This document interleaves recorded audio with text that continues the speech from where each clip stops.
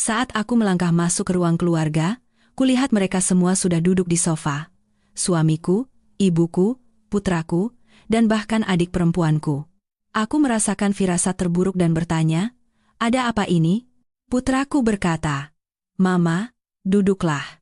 Mama harus menerima kenyataan baru. Mama bukan lagi nyonya di rumah ini, Tante Bening sekarang membuat papa lebih bahagia." Amarahku memuncak. Jadi, mereka semua tahu. Tanpa berkata sepatah kata pun, aku keluar dari ruangan itu. Keesokan harinya, ada 118 panggilan tak terjawab di ponselku. Malam itu, angin yang berembus di landasan pacu Bandara Internasional Soekarno-Hatta terasa menusuk tulang. Itu adalah jenis dingin yang merayap masuk ke dalam mantel dan membekukan hingga ke sumsum.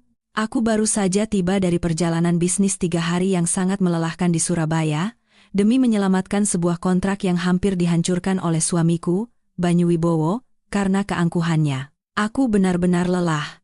Mataku perih terbakar karena kurang tidur, dan pundakku pegal linu menahan berat tas laptop.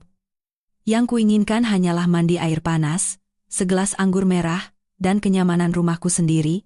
Aku ingin memberitahu Banyu bahwa aku telah memperbaiki kesalahannya dan bahwa Naga Biru, Propertindo, Imperium Real Estate yang kami bangun bersama selama 22 tahun, aman untuk kuartal berikutnya. Aku mengemudikan mobilku memasuki jalan masuk rumah megah kami di Pondok Indah.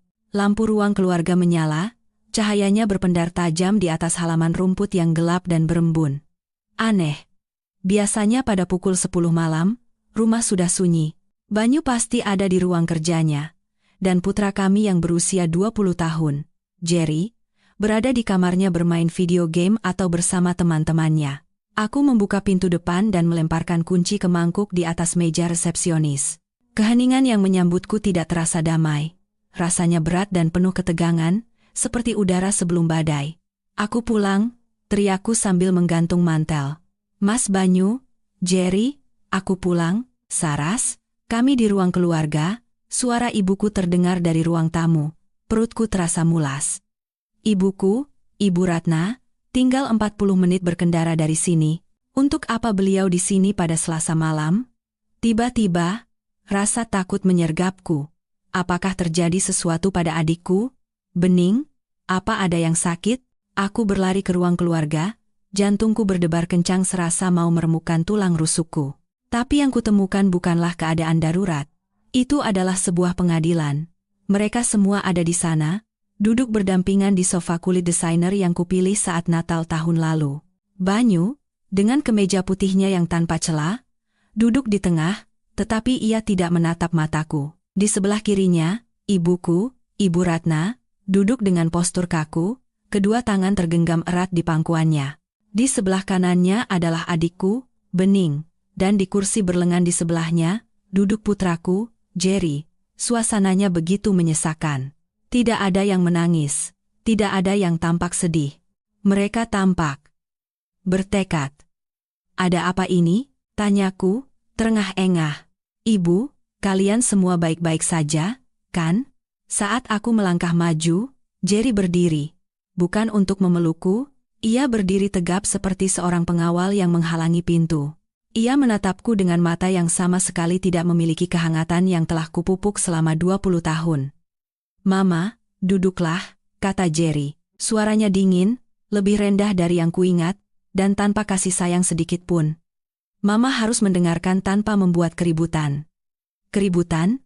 Jerry, kenapa kamu menakut-nakuti Mama? Ada apa ini sebenarnya?" "Mama harus menerima kenyataan baru," ia melanjutkan, seolah-olah mengucapkan dialog yang sudah dihafal. "Mama bukan lagi nyonya di rumah ini." Aku menatap Banyu. "Mas Banyu, kenapa kamu diam saja?" Banyu akhirnya mengangkat kepalanya. Wajah tampannya, yang telah menjadi wajah perusahaan kami selama bertahun-tahun, kini berkerut dalam campuran rasa kasihan dan jengkel. "Sudah berakhir, Saras. Kepura-puraan ini sudah berakhir." "Kepura-puraan apa?" Aku merasa seperti tenggelam di daratan kering. "Tante Bening," kata Jerry, menunjuk adikku. "Sekarang membuat papa lebih bahagia. Tidak seperti Mama, Tante mengerti papa." Dunia seakan berhenti berputar. Aku menatap Bening, adik perempuanku. Anak yang biaya sewa apartemennya ku bayar selama 6 tahun, yang ku pekerjakan saat tidak ada orang lain yang mau menerimanya. Ia duduk dengan kaki disilangkan, blus sutra yang dikenakannya tampak sangat mirip dengan yang hilang dari lemariku, lalu aku melihatnya. Tangan Banyu tergeletak santai di lutut Bening, sebuah isyarat kepemilikan yang kasual. Kami tidak ingin kamu mendengarnya dari orang lain. Sela ibuku, Ibu Ratna, tidak ada nada penyesalan dalam suaranya. Hanya nada menggurui, kami ingin menyelesaikan ini sebagai keluarga. Saras, cobalah realistis. Kamu sudah menikah dengan pekerjaanmu selama bertahun-tahun. Banyu itu seorang pria. Pria punya kebutuhan. Dia butuh seorang istri yang ada untuknya, bukan pasangan yang tidur dengan laptopnya. Ibu, bisikku.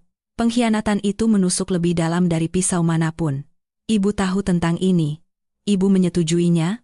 Aku mendukung kebahagiaan, kata Ibu Ratna, mengangkat dagunya dengan menantang. Bening dan Banyu memiliki koneksi. Mereka saling mencintai. Saras, ini tidak direncanakan, itu terjadi begitu saja. Kamu tidak bisa menghukum orang karena jatuh cinta. Aku memandang Bening. Ia memberiku senyum kecil yang penuh kemenangan. Ia menyelipkan sehelai rambut ke belakang telinganya, menundukkan kepalanya. Di jarinya, sebuah cincin berlian berkilauan di bawah lampu. Itu bukan cincin baru. Itu cincinku. Cincin berlian Art Deco antik yang diberikan Banyu untuk ulang tahun pernikahan kami yang ke-20. Cincin yang hilang begitu saja dari kotak perhiasanku 6 bulan lalu. Aku menangis berhari-hari, menggeledah seluruh rumah. Banyu bilang aku pasti ceroboh dan menghilangkannya di gym. Itu cincinku, suaraku bergetar karena amarah murni. Panas terasa di tenggorokanku. Itu lebih cocok untuknya, kata Banyu sambil mengangkat bahu. Sia-sia saja untukmu. Kamu toh tidak pernah memakai perhiasan. Kami ingin Mama pergi dari rumah ini. Jerry memecah keheningan lagi. Papa akan tetap di sini. Aku juga akan di sini. Lebih baik Mama yang pergi. Mama menciptakan terlalu banyak ketegangan.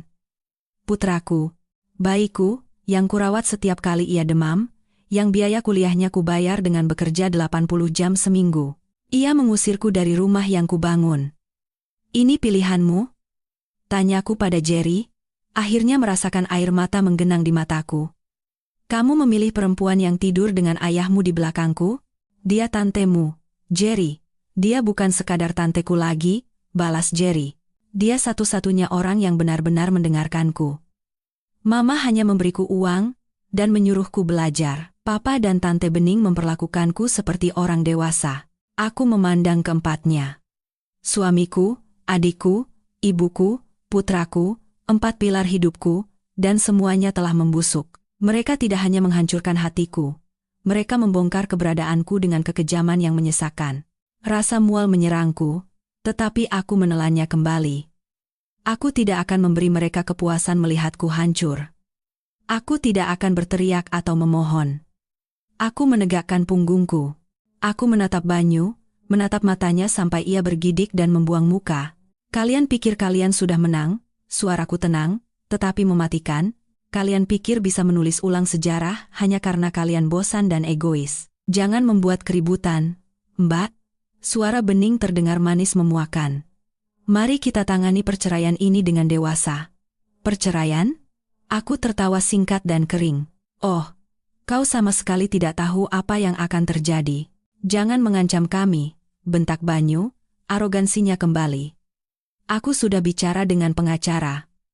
Kau sudah selesai, perjanjian pranikah, anggaran dasar perusahaan.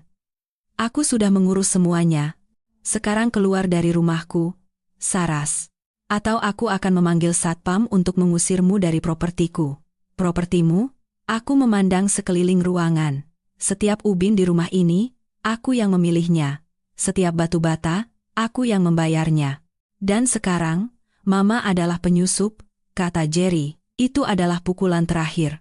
Pemutusan total. Aku menatap putraku untuk terakhir kalinya, menanamkan wajah asingnya yang baru ke dalam ingatanku. Baiklah, kataku. Aku berbalik. Aku tidak mengambil mantelku dari gantungan.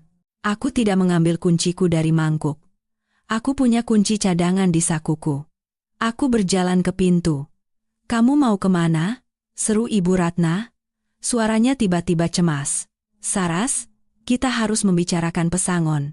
Banyu punya tawaran yang murah hati jika kamu mau menandatanganinya malam ini." Aku tidak menjawab.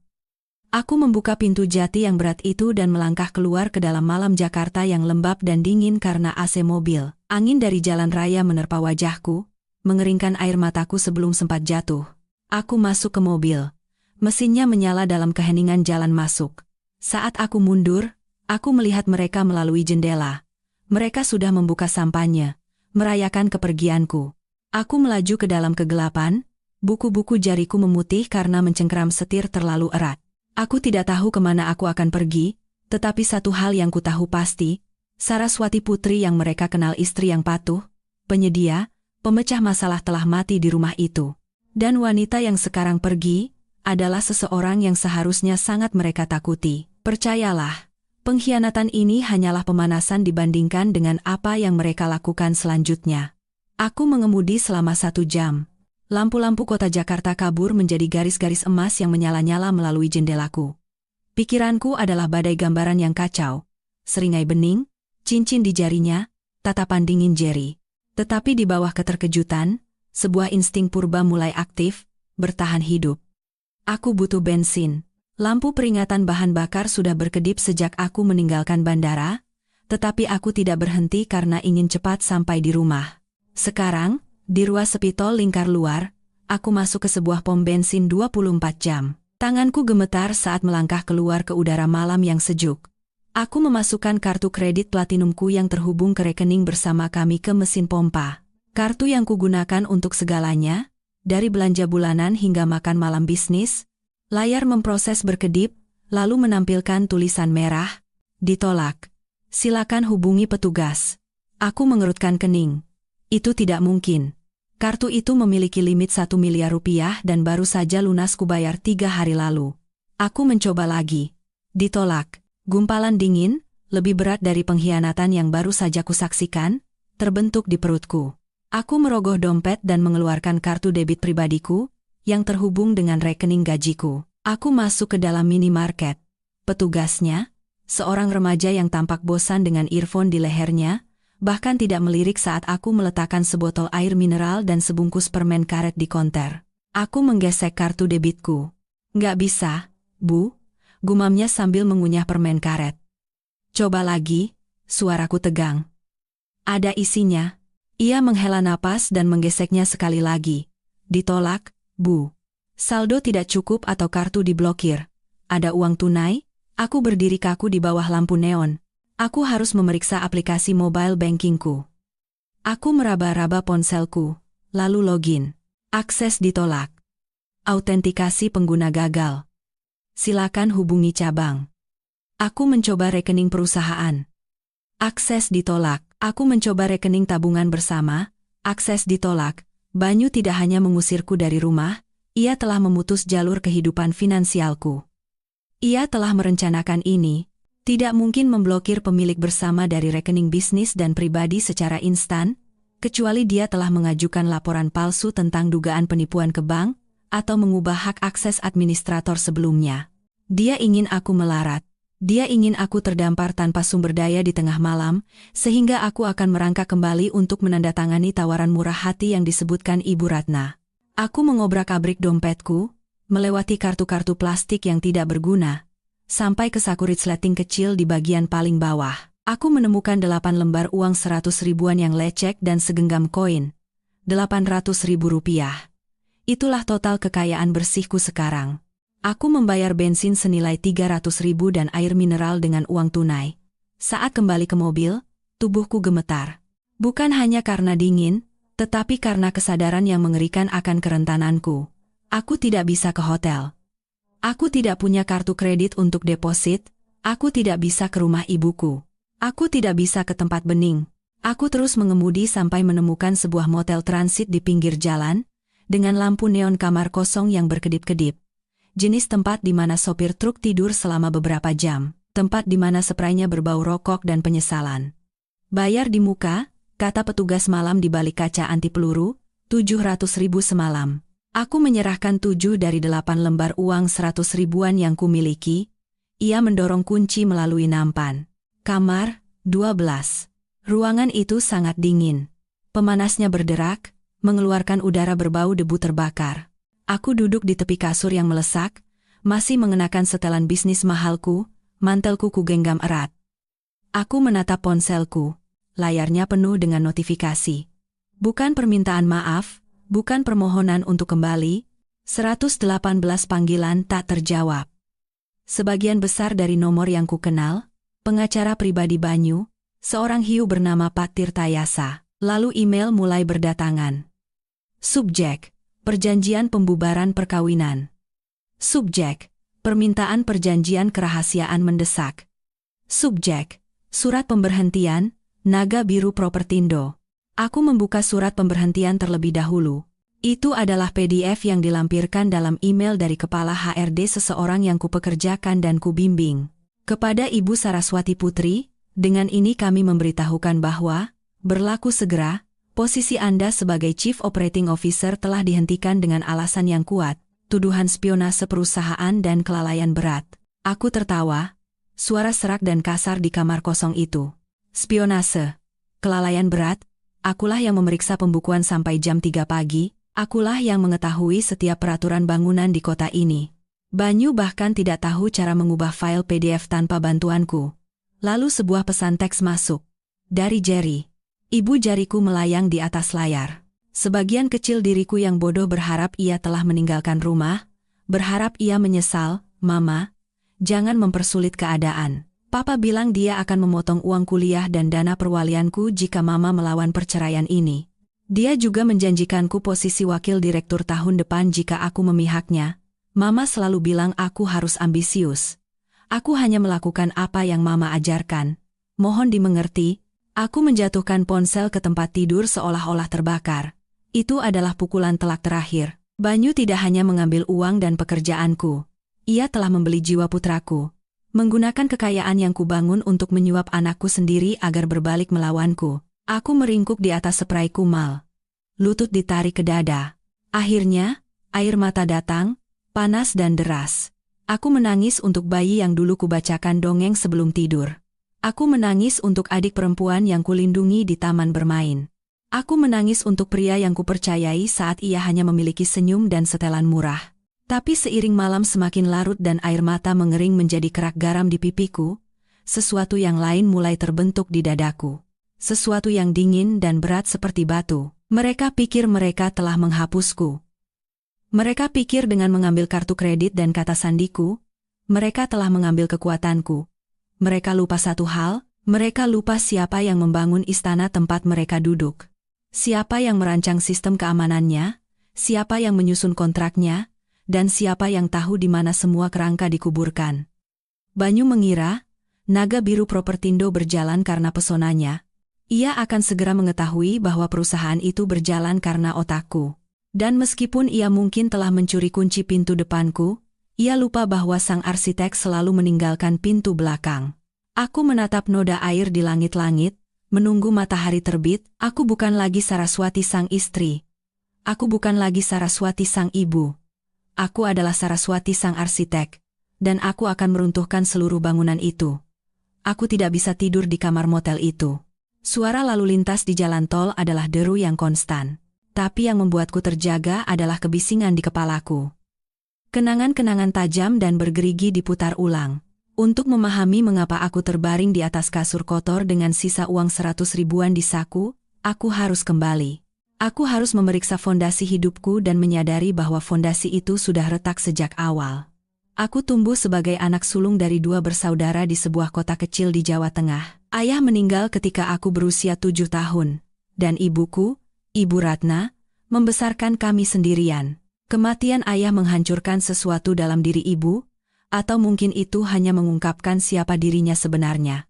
Ia adalah seorang wanita yang perlu dipuja, menjadi pusat perhatian, dan ia memproyeksikan kebutuhan itu pada putri-putrinya atau lebih tepatnya, pada salah satu putrinya. Bening, sejak bayi, terlahir cantik. Ia memiliki rambut ikal pirang dan mata biru besar yang membuat orang asing berhenti di jalan. Aku biasa saja. Rambut koklat, mata serius, perawakan kokoh. Aku adalah anak yang bertanggung jawab. Bening adalah sang putri. Aku ingat hari ulang tahunku yang ke-18. Aku menerima surat penerimaan dari Fakultas Ekonomi Universitas Indonesia, beserta tawaran beasiswa parsial. Itu adalah tiket keluarku. Aku telah bekerja di 3 pekerjaan selama SMA les privat, pelayan, petugas perpustakaan untuk menabung sisa uang kuliah. Aku berlari ke dapur, melambaikan surat itu. Ibu, aku diterima. Ibu Ratna sedang duduk di meja makan, mengecat kuku Bening. Bening saat itu berusia 12 tahun, sudah manja dan pemarah. Bagus, Saras, kata ibuku tanpa menoleh. Tapi kecilkan suaramu. Bening sedang sakit kepala. Tapi Bu, ini FYI. Ibu Ratna menghela napas dan akhirnya menatapku. Tidak ada kebanggaan di matanya, hanya ada perhitungan. Saras, nak, kita perlu bicara tentang uang yang kamu tabung itu. Uang kuliah saya? Ya, Bening terpilih. Ada kompetisi model di Jakarta bulan depan, dan ini bisa menjadi kesempatan besar baginya. Tapi biaya pendaftaran, transportasi, dan foto portofolio itu mahal. Jantungku mencelos. Ibu, itu uang kuliah saya. Uang hasil kerja keras saya. Egois sekali kamu, Mbak, sela Bening, meniup kukunya yang basah. Mbak pasti tidak mau aku jadi terkenal. Nanti kalau aku kaya, aku belikan Mbak mobil. Saras, suara ibuku berubah menjadi nada yang merupakan campuran rasa bersalah dan perintah. Kamu kan anak yang kuat, cerdas. Kamu selalu bisa menemukan cara, kamu bisa bekerja setahun lagi, atau mengambil kelas malam. Tapi Bening, dia rapuh. Ini adalah mimpinya. Kamu tidak mau menghancurkan mimpi adikmu, kan? Keluarga itu harus saling berkorban. Aku memberikan uang itu kepada mereka.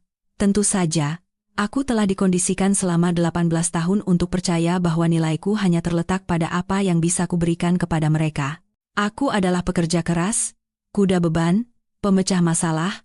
Bening adalah anak emas, sang bintang, yang ditakdirkan untuk bersinar. Bening pergi ke Jakarta. Ia tidak terpilih. Ia menghabiskan uang itu untuk membeli baju dan pergi ke taman hiburan. Aku mendapatkan kembali uang itu dengan bekerja shift ganda di sebuah restoran tahun berikutnya. Aku memulai kuliah setahun lebih lambat, kelelahan tetapi bertekad. Dinamika itu tidak pernah berubah, hanya berevolusi. Ketika aku lulus dengan predikat cum laude, ibuku tidak datang ke wisuda. Bening mengalami kecemasan parah karena putus 2 minggu dengan pacarnya. Aku berjalan sendirian di atas panggung. Ketika aku mendapatkan promosi besar pertamaku di sebuah perusahaan konsultan keuangan, ibuku berkata, "Bagus, nak. Oh, bisakah kamu meminjamkan Bening 30 juta rupiah?" Pemilik kosnya jahat sekali. Aku membayar sewa Bening. Aku membayar perbaikan mobilnya. Aku membayar kelas akting yang tidak pernah ia hadiri. Aku membelikan ibuku sebuah apartemen agar ia tidak perlu khawatir naik turun tangga. Aku pikir aku sedang membeli cinta mereka. Aku pikir jika aku memberi cukup, bekerja cukup keras, menyelesaikan cukup banyak masalah, mereka akhirnya akan melihatku seperti mereka melihat Bening. Aku pikir suatu hari ibuku akan menatap wajahku dan berkata, "Aku sangat bangga padamu, Saras. Kamu adalah kebahagiaanku." Tapi aku tidak pernah menjadi kebahagiaannya. Aku adalah tagihan listriknya. Aku adalah jaring pengamannya. Lalu aku bertemu Banyu Wibowo. Ia menawan, ambisius, dan ia sepertinya melihatku. Ia bilang aku cerdas, ia bilang aku cantik. Aku tidak menyadari saat itu bahwa ia memiliki mata penuh perhitungan yang sama seperti ibuku. Ia tidak melihat belahan jiwa. Ia melihat inang. Ia melihat seorang wanita yang telah dilatih untuk memberi segalanya dan tidak meminta imbalan apapun. Ia sangat cocok dengan ruang kosong yang telah digali oleh ibu dan adikku di dalam hatiku. Aku menikahinya. Berpikir aku sedang menciptakan keluarga baru, keluarga yang lebih baik, berbaring di kamar motel yang gelap.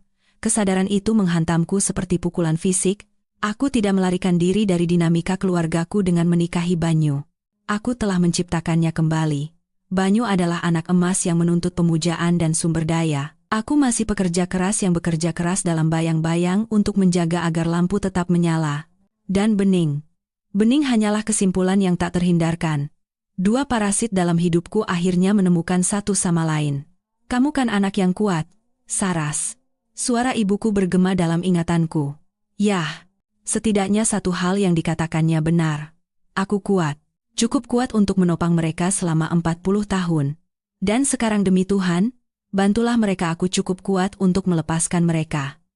Aku bangkit dari tempat tidur, pegas logamnya berderit. Aku tidak akan menangis lagi. Kesedihan telah hilang, digantikan oleh ketenangan yang dingin dan jernih. Mereka menginginkan bening yang rapuh. Mereka menginginkan Banyu sang pemimpi. Baik? Mereka bisa memiliki satu sama lain, tapi mereka tidak bisa memiliki uangku. Mereka tidak bisa memiliki perusahaanku. Aku mengambil tas laptopku. Waktunya berhenti menjadi putri yang berkorban. Waktunya menjadi CEO yang melikuidasi aset-aset yang merugi. Cahaya pagi merembes melalui tirai kotor di kamar motel, menciptakan bayangan panjang berdebu di lantai. Aku membuka laptopku. Untungnya, aku punya hotspot wifi portabel di tasku, kebiasaan dari perjalanan bisnis bertahun-tahun. Banyu tidak bisa memblokir perangkat yang bahkan tidak ia ketahui keberadaannya. Aku tidak mencoba masuk ke rekening bankku. Aku tahu rekening-rekening itu terkunci rapat. Sebaliknya, aku membuka file bernama SW, Files. 1. Untuk memahami bagaimana aku akan menghancurkan Banyu, kau harus memahami bagaimana aku menciptakannya.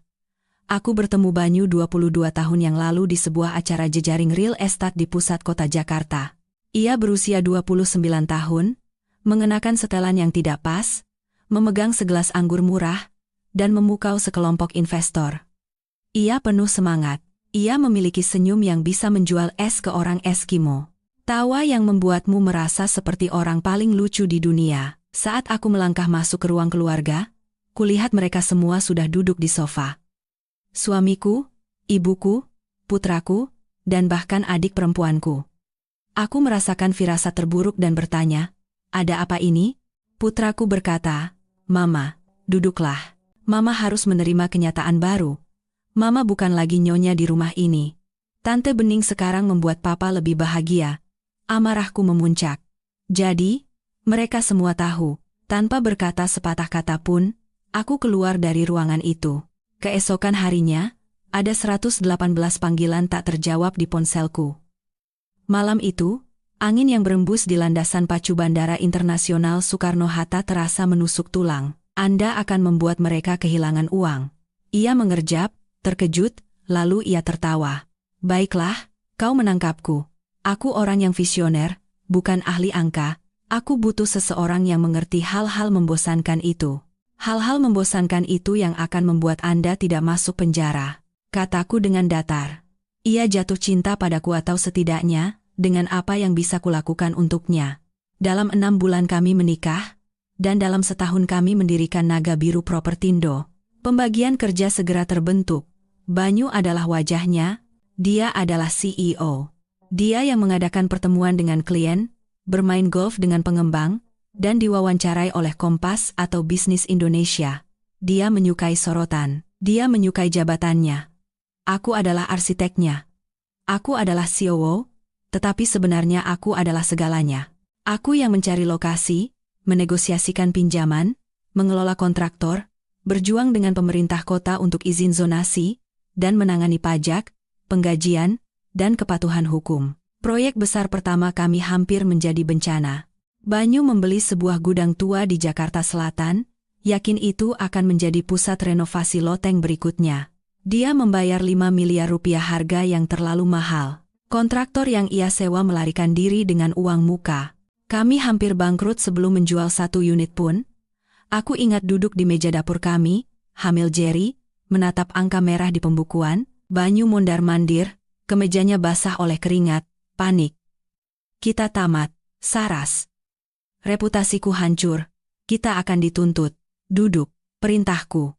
Aku menjual perhiasan nenekku, satu-satunya warisan yang kusimpan aman dari ibu dan Bening. Aku mencairkan dana pensiunku. Aku menegosiasikan kembali persyaratan dengan bank, memberikan rencana bisnis yang begitu rinci dan sempurna sehingga kepala cabang mengatakan itu yang terbaik yang pernah ia lihat. Aku memecat teman Banyu yang seharusnya menjadi manajer proyek, dan mengambil alih sendiri pengawasan lokasi, mengenakan helm pengaman dengan perut buncit 6 bulan. Kami menyelesaikan proyek itu dan terjual habis dalam 3 minggu. Banyu dipuji sebagai visioner di majalah bisnis. Judul utamanya, Banyu Wibowo, Raja Baru Love. Ia membawa majalah itu pulang, berseri-seri. Lihat, sayang, kita berhasil. Ia tidak pernah menyebut namaku sekalipun dalam wawancara. Ketika aku dengan hati-hati menunjukkannya, ia mencium keningku. Sayang, kau tahu bagaimana media. Mereka suka narasi tunggal. Lagi pula, kau benci sorotan. Kau adalah senjata rahasiaku, kekuatan di balik takhta. Aku menerimanya. Aku mengatakan pada diriku sendiri itu demi keluarga. Aku mengatakan pada diriku sendiri tidak masalah wajah siapa yang ada di sampul, selama perusahaannya sukses. Aku bodoh selama 20 tahun. Aku membangun panggung, memasang lampu, dan menulis naskah. Banyu hanya berjalan keluar dan menerima tepuk tangan. Perusahaan berkembang, kami merambah ke properti komersial, kondominium mewah, pengembangan serbaguna, kami bernilai triliunan rupiah, tetapi struktur perusahaan itu adalah mahakaryaku. Banyu malas dengan detail. Dia benci membaca kontrak. Dia benci kata sandi. Kamu yang urus, Saras, adalah mantranya. Jadi aku yang membangun infrastruktur digital, menciptakan jaringan perseroan terbatas yang rumit untuk membatasi kewajiban hukum, dan mengatur transfer bank otomatis. Dan karena Banyu paranoid tentang karyawan yang mencuri darinya, ia bersikeras pada server internal yang terlokalisasi dan sangat terenkripsi untuk data keuangan yang paling sensitif. Ia menginginkan apa yang ia sebut akses hantu login administrator utama yang dapat melewati semua protokol lain, kalau kami terkunci atau disandera oleh staf IT kami. Hanya kau dan aku yang akan tahu akses hantu, katanya saat itu. Tapi Banyu tidak pernah repot-repot menghafal string 64 karakter kompleks yang kubuat. Ia menuliskannya di catatan tempel, menyimpannya di laci mejanya selama seminggu, lalu membuangnya, dengan asumsi aku akan selalu ada di sana untuk mengetikkannya untuknya. Iya benar, sampai kemarin, aku selalu ada di sana. Sekarang, duduk di motel, aku menatap layar login server pribadi Naga Biru Propertindo, terowongan VPN-ku aman. Banyu mengira dengan menelepon bank dan menghapus namaku sebagai penanda tangan, aksesku diblokir. Ia mengira dengan memecatku melalui HRD, aksesku dicabut. Ia mengandalkan protokol standar. Ia mengandalkan pintu depan, ia lupa tentang akses hantu. Jari-jariku melayang di atas keyboard. Aku mengetikkan string itu. Campuran dari bait puisi favoritku, koordinat GPS gedung pertama yang kami beli, dan tanggal saat Jerry kehilangan gigi pertamanya. Banyu tidak tahu satupun dari itu. Mengotentikasi, akses diberikan, tingkat administrator. Layar itu meledak dengan data. Seluruh sistem saraf Naga Biru Propertindo terbuka di hadapanku. Email, transfer kawat, catatan pembukuan, dokumen pajak, log obrolan pribadi. Aku tidak hanya melihat sebuah perusahaan. Aku melihat TKP pernikahanku. Aku mulai mengunduh. Aku tidak hanya menginginkan beberapa file. Aku menginginkan semuanya. Setiap email yang dikirim Banyu dalam 5 tahun terakhir, setiap laporan pengeluaran, setiap transfer kawat ke Kepulauan Cayman atau Swiss, dan kemudian aku melihatnya. Sebuah folder bernama Proyek B, itu bukan proyek konstruksi. B adalah untuk Benning. Aku membukanya, dan darahku terasa membeku. Ini bukan sekadar perselingkuhan, ini adalah penggelapan besar-besaran. Tanggal, jumlah, tanda terima, 12 Januari, transfer 500 juta rupiah ke Benning Consulting, PT dinamai menurut nama gadisnya, 14 Februari, 150 juta rupiah di Tiffany, Co. 1 Maret, sewa bulanan suite di Hotel Mulia sebesar 60 juta rupiah. Ia telah memelihara Benning sebagai simpanannya dengan uang perusahaan selama 3 tahun. Tapi itu lebih dalam. Aku melihat transfer ke sebuah perusahaan cangkang yang tidak kukenal, Orion Holdings Group. Penanda tangan di Orion bukan Banyu. Itu Benning. Dan aset yang ditransfer ke Orion bukan hanya uang tunai. Itu adalah akta tanah. Banyu secara perlahan mentransfer kepemilikan properti kami yang paling berharga dan tidak terbebani ke sebuah perusahaan yang dimiliki oleh adikku. Ia mengosongkan Naga Biru Propertindo dari dalam, bersiap untuk pergi dengan aset-aset itu bersama Benning, meninggalkan aku dengan cangkang kosong. Perutku bergejolak, Ini bukan hanya tentang menggantikanku sebagai istri. Ini adalah pencurian besar. Tapi saat aku menelusuri dokumen-dokumen itu, senyum dingin mulai merekah di bibirku. Banyu adalah seorang aktor, bukan arsitek. Ia tidak mengerti dokumen yang ia tanda tangani. Dalam kesombongannya dan keserakahan Benning, mereka telah membuat kesalahan amatir yang ceroboh. Mereka memalsukan tanda tanganku pada surat-surat transfer akta. Aku bisa melihat salinan digital tanda tanganku yang kikuk, diambil dari dokumen lain, ditempelkan ke file PDF. Dan pada perjanjian operasional untuk Orion Holdings Group, Benning mencantumkan alamat tempat tinggalnya. Itu adalah alamatku, rumah yang kubayar. Aku menangkap mereka. Aku menangkap mereka basah-basah, tapi aku belum bisa menyerang. Jika aku pergi ke polisi sekarang, Banyu akan mengklaim itu adalah kesalahan administrasi. Ia akan membayar denda dan menguburku dalam tuntutan hukum selama bertahun-tahun. Ia punya uang untuk pengacara mahal. Aku punya 800.000 rupiah. Tidak, aku perlu membiarkan mereka menggantung diri mereka sendiri. Aku harus membuat mereka merasa aman. Aku harus membuat mereka berpikir aku telah dikalahkan, bangkrut, dan bersembunyi di suatu lubang. Aku menutup laptopku. Aku punya cetak biru untuk kehancuran mereka. Sekarang, aku hanya perlu membangun perangkapnya. Bukti digital proyek B membara di benakku, memicu ingatan yang tepat tentang bagaimana Benning menyusup ke tempat perlindunganku. Itu dimulai 5 tahun lalu, ketika Naga Biru Propertindo sedang booming dan kewaspadaanku menurun. Benning baru saja mengalami perceraian ketiganya. Mantan suaminya, Doni, seorang mekanik yang baik, meninggalkannya karena ia menolak bekerja dan menghabiskan gajinya untuk tas desainer yang tidak mampu ia beli. Ia muncul di depan pintuku dengan 2 koper dan cerita sedih yang layak mendapatkan piala citra. Dia kasar, Mbah, isaknya di pelukanku. Kasar, seperti yang kemudian ku tahu, berarti dia memotong kartu kreditnya. Aku tidak punya tempat lain untuk pergi. Ibu bilang Mbah akan membantuku. 10 menit kemudian, telepon berdering dari Ibu Ratna. Saras, rumahmu besar dan kamu punya banyak kamar kosong. Biarkan adikmu tinggal selama beberapa minggu, dia hanya butuh waktu untuk pulih. Keluarga kan harus saling membantu. Aku setuju. Aku selalu setuju. Seminggu menjadi 6 bulan, Benning menghabiskan hari-harinya di tepi kolam renangku, meminum anggurku, dan mengkritik tukang kebunku. Banyu, saat itu, tampak kesal dengan kehadirannya. Dia itu parasit, Saras, keluhnya. Dia menganggap rumah kita seperti hotel. Aku membelanya. Dia sedang patah hati. Mas Banyu, beri dia waktu. Lalu permintaan itu datang. Aku butuh pekerjaan, Benning mengumumkan pada suatu makan malam. Aku bosan. Aku mau kerja di perusahaanmu, Mbak. Aku hampir tersedak. Benning, kita ini perusahaan real estate komersial. Pekerjaannya penuh tekanan. Keahlian apa yang kamu miliki? Aku pandai bergaul dengan orang, desaknya. Aku bisa jadi humas. Aku bisa merencanakan pesta, bicara dengan investor. Kalian berdua terlalu serius, kalian butuh seseorang yang menyenangkan. Tidak, kataku. Itu adalah salah satu dari sedikit penolakan tegas yang pernah kuberikan. Tapi kemudian Ibu Ratna turun tangan, dia menyetir 40 menit hanya untuk minum kopi denganku. Saras, ini kesempatan bagi Benning untuk belajar tanggung jawab. Jika kamu tidak memberinya pekerjaan, dia akan terus melayang-layang. Apa kamu mau dia tinggal di sofamu seumur hidup? Beri dia gaji dan biarkan dia mandiri. Mas Banyu juga berpikir ini ide yang bagus, tambahnya dengan lembut. Aku mengerjap. Mas Banyu? Ya, kami sudah bicara, kata Ibu Ratna. Banyu pikir Benning bisa membantu melembutkan citra perusahaan. Kau tahu, kamu kan agak intens, Nak. Aku mengkonfrontasi Banyu. Kamu mau mempekerjakan Benning? Banyu merapikan dasinya dan mengangkat bahu. Ibumu ada benarnya.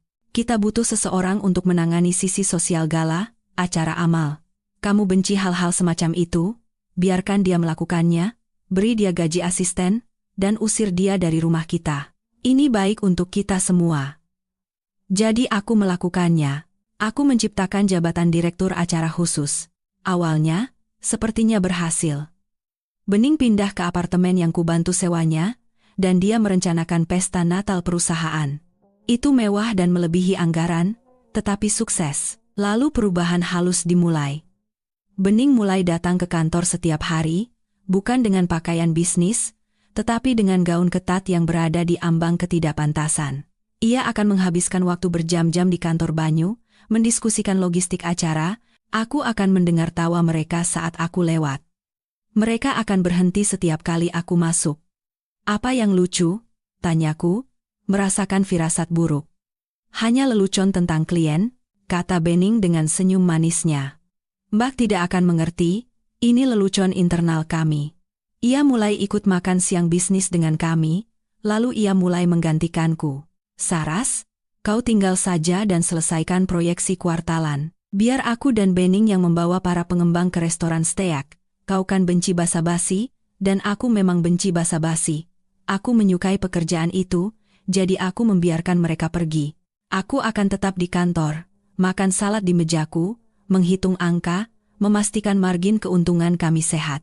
Sementara itu, suamiku dan adikku sedang minum martini dan menertawakanku. Aku memperhatikan perubahan pada Banyu. Ia mulai berpakaian lebih muda. Ia membeli Porsche yang tidak ia butuhkan. Ia mulai sering keluar malam untuk berjejaring. Ketika aku menyuarakan keprihatinanku, Ibu Ratna melakukan gaslighting tanpa henti. Kamu paranoid, Saras, tegurnya. Seharusnya kamu senang Banyu dan Bening akrab. Kebanyakan pria benci mertua mereka. Ini adalah berkah. Jangan merusaknya dengan kecemburuanmu. Itu tidak pantas untukmu. Cemburu. Dia membuatku merasa seperti wanita gila dan tidak stabil. Sekarang, melihat folder proyek B di laptopku, aku melihat kenyataannya. Makan malam jejaring adalah kencan. Perjalanan bisnis ke Bali adalah liburan, dan biaya konsultasi yang dibayarkan kepada Bening sebenarnya adalah uang saku karena menjadi gundiknya. Ular itu tidak hanya merayap ke dalam rumput. Aku telah membuka pintu, mengundangnya masuk, dan memberinya semangkuk susu hangat, dan yang terburuk, ibuku yang memegang pintu itu. Ibu Ratna telah menjadi perantara dalam kesepakatan ini. Dia mendorong Bening ke arah Banyu, tahu persis apa yang bisa dilakukannya. Dia ingin Bening memiliki kehidupan yang kubangun, karena dalam pikirannya yang bengkok, Bening pantas mendapatkan kerajaan, dan aku hanyalah arsitek yang ditakdirkan untuk membangunnya dan pergi. Aku memukul meja motel yang murah itu. Rasa sakit itu membuatku kembali ke kenyataan. Baiklah, bisikku pada ruangan kosong itu. Kalian mau main-main dan tidak bertanggung jawab? Mari kita lihat betapa menyenangkannya saat arsitek mencabut dinding penopang beban. Aku menghabiskan 6 jam berikutnya dalam keadaan trans akuntansi forensik. Akses hantu memberiku segalanya, tapi aku harus berhati-hati. Jika aku membuat perubahan atau mengubah file apapun, log system bisa memperingatkan direktur IT, seorang pria bernama Bambang, yang dulu setia padaku tetapi sekarang tidak diragukan lagi melapor kepada Banyu. Jadi, aku menjadi hantu. Aku menyalin, mengunduh, mengambil tangkapan layar, dan melacak aliran uang, ternyata lebih buruk dari yang kukira. Naga Biru Propertindo mengeluarkan banyak uang untuk mendanai gaya hidup mereka dan transfer ke perusahaan cangkang Bening. Banyu telah berhenti membayar pemasok. Kami terlambat 3 bulan dalam pembayaran kepada tim konstruksi untuk gedung pencakar langit baru kami di SCBD. Kami gagal membayar bunga atas 2 pinjaman besar. Banyu gali lubang tutup lubang untuk memberi Bening uang. Perusahaanku, hasil kerja seumur hidupku, adalah rumah kartu. Jika kreditur tahu, kami akan bangkrut dalam 30 hari. Tapi kemudian aku menemukan sesuatu yang membuatku duduk tegak. Itu adalah rangkaian email antara Banyu dan sebuah agen detektif swasta bernama Mata Elang Investigasi. Tanggalnya 2 tahun lalu. Subjek, pengawasan. Target, Saraswati Putri. Banyu, temukan sesuatu. Apa saja? Perselingkuhan, penyalahgunaan narkoba, ketidakstabilan mental. Aku butuh alasan untuk membatalkan perjanjian pranikah. Mata Elang, Pak Banyu, kami telah mengikutinya selama 6 bulan. Dia pergi kerja, ke supermarket, ke rumah ibunya. Dia bekerja lembur. Tidak ada apa-apa. Wanita itu seperti Santa. Banyu, cari lebih keras, atau buat sesuatu. Aku tidak mampu memberinya separuh. Aku menahan napas. 2 tahun. Ia telah merencanakan untuk menyingkirkanku selama 2 tahun. Tetapi tidak dapat menemukan cara untuk melakukannya tanpa kehilangan uangnya. Dan kemudian, Email yang lebih baru, dari seminggu yang lalu, Banyu, lupakan bukti. Kita akan menggunakan sudut pandang gangguan mental. Keluarganya akan bersaksi. Ibu dan adiknya setuju. Mereka akan mengklaim dia kelelahan, paranoid, tidak layak memimpin. Aku akan memaksakan Mosi tidak percaya di dewan direksi. Begitu dia keluar, aku bisa mengaktifkan klausul pembelian dengan valuasi terendah. Ibu Ratna, saya bisa bersaksi bahwa Saraswati akhir-akhir ini murung dan sangat emosional. Saya khawatir tentangnya, Mas Banyu. Kita harus melakukan yang terbaik untuk perusahaan. Aku menatap layar, air mata amarah mengaburkan pandanganku. Ibuku sendiri, berkonspirasi untuk menyatakan aku tidak stabil secara mental agar anak emasnya bisa mencuri suami dan uangku. Kau mau lihat murung? Gumamku. Akan kutunjukkan. Aku menggali lebih dalam. Aku butuh sebuah ranjau darat. Bukti penipuan itu bagus, tetapi akan memakan waktu untuk membuktikannya di pengadilan. Aku butuh sesuatu yang instan, sesuatu yang akan membuat Banyu ketakutan. Aku menemukannya di SPT pajak kami. Untuk mendapatkan pinjaman besar dari perusahaan ekuitas swasta tahun lalu, Banyu telah menggelembungkan tingkat hunian properti komersial kami. Ia memalsukan perjanjian sewa. Ia secara fisik memalsukan tanda tangan penyewa yang tidak ada. Ini bukan penipuan perdata biasa. Ini adalah penipuan bank. Ini adalah kejahatan federal, dengan hukuman penjara. Dan dokumen pinjaman itu ditandatangani oleh Banyu Wibowo, CEO. Tanda tanganku tidak ada di sana. Aku sedang berada di luar kota untuk pemakaman bibinya yang bening lewatkan dan Banyu mengatakan akan mengurus dokumennya. Ia telah menandatangani surat kematiannya sendiri dan tidak menyadarinya. Aku menyalin dokumen pinjaman itu. Aku menyalin perjanjian sewa palsu itu. Aku membangun sebuah berkas yang merupakan bom nuklir. Aku melihat jam. Pukul 2 siang. Aku telah bekerja tanpa henti selama 12 jam. Aku lapar. Aku belum mandi, hanya bertahan dengan adrenalin. Aku butuh ponsel sekali pakai. Aku tidak bisa menggunakan ponselku sendiri. Mereka mungkin melacaknya atau menarik catatannya. Aku berjalan ke seberang jalan ke sebuah konter pulsa dan membeli ponsel prabayar murah dengan uang tunai. Kembali ke kamarku, aku duduk di tempat tidur, menatap ponsel baru itu.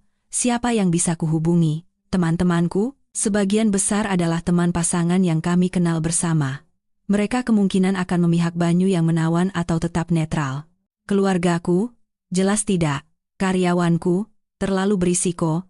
Aku butuh seseorang yang kuat, yang membenci Banyu, dan yang memiliki sumber daya untuk berperang. Satu nama muncul di benakku, Bapak Hartono. Bapak Hartono adalah seorang taipan real estate miliarder di Jakarta. Uang lama, kejam, tetapi berprinsip. 3 tahun lalu, Banyu mengalahkan Hartono dalam akuisisi sebidang tanah utama untuk pengembangan di Serpong. Banyu menang dengan menyuap seorang anggota Dewan Kota untuk mengubah zonasi tanah, sesuatu yang sangat kutentang tetapi Banyu lakukan di belakangku. Hartono mencurigai adanya kecurangan. Ia secara terbuka menyebut Banyu sebagai OKB, orang kaya baru, dengan setelan murah.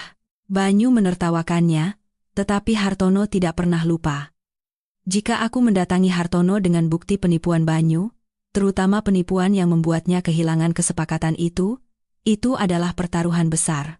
Hartono mungkin hanya akan menertawakanku. Mungkin akan mengusirku. Tapi dia satu-satunya orang di Jakarta dengan kekuatan yang cukup untuk melindungiku dari tim hukum Banyu. Aku menelepon nomor untuk perusahaan Hartono, Hartono Jaya Group. Aku hafal nomor itu. Aku sudah cukup sering mencarinya saat kami menjadi pesaing. Kantor Ketua Hartono Jaya Group, jawab suara yang jelas. Saya ingin berbicara dengan Bapak Hartono. Segera, Bapak sedang rapat. Boleh saya tahu ini mengenai apa? Katakan padanya ini Saraswati Putri, kataku. Dan katakan padanya saya tahu bagaimana Banyu Wibowo mendapatkan perubahan zonasi Serpong. Dan saya punya emailnya. Ada jeda. Mohon tunggu sebentar. 30 detik kemudian, suara yang dalam dan serak terdengar di telepon. Ibu Putri. Ada perlu apa? Apa suami Anda menyuruh Anda pamer? Suami saya baru saja memecat saya, membekukan rekening bank saya, dan menempatkan gundiknya di rumah saya, kataku, suaraku stabil. Saya tidak menelepon untuk pamer, Pak Hartono. Saya menelepon untuk membakarnya hingga menjadi abu. dan saya pikir Bapak mungkin ingin datang untuk memanggang marshmallow di atas apinya. Hening. Lalu tawa rendah. Saya mendengarkan. Sebelum aku menemui Bapak Hartono, ada satu luka lagi yang harus kudisinfeksi. Sebuah file yang telah kuhindari di database Naga Biru Propertindo, dana perwalian Jerry. Jerry adalah kelemahanku, tumit Achillesku. Aku telah menghabiskan hidupku melindunginya dari narsisme Banyu. Ketika Banyu lupa ulang tahun Jerry, akulah yang membeli hadiah dan menuliskan nama Banyu di atasnya. Ketika Banyu melewatkan pertandingan sepak bola Jerry, aku memberitahu Jerry bahwa ayahnya sedang bekerja keras untuk masa depan kita. Aku membesarkannya untuk percaya bahwa ayahnya adalah pahlawan, menutupi kenyataan bahwa ayahnya adalah seorang egois yang lalai. Sekarang aku sadar, itu adalah kesalahan terbesarku. Aku melindungi Jerry dari kebenaran, dan dengan begitu, aku membiarkan Banyu membeli kesetiaannya dengan kebohongan. Aku membuka dokumen dana perwalian. Banyu baru saja mengubah ketentuannya. Awalnya, dana tersebut akan dibayarkan pada usia 25 tahun, dengan syarat lulus kuliah. Ketentuan baru, tertanggal 2 minggu yang lalu, pencairan tunai segera sebesar 3 miliar rupiah. Transfer kepemilikan Porsche 911 tahun 2023. Terlampir adalah sebuah surat.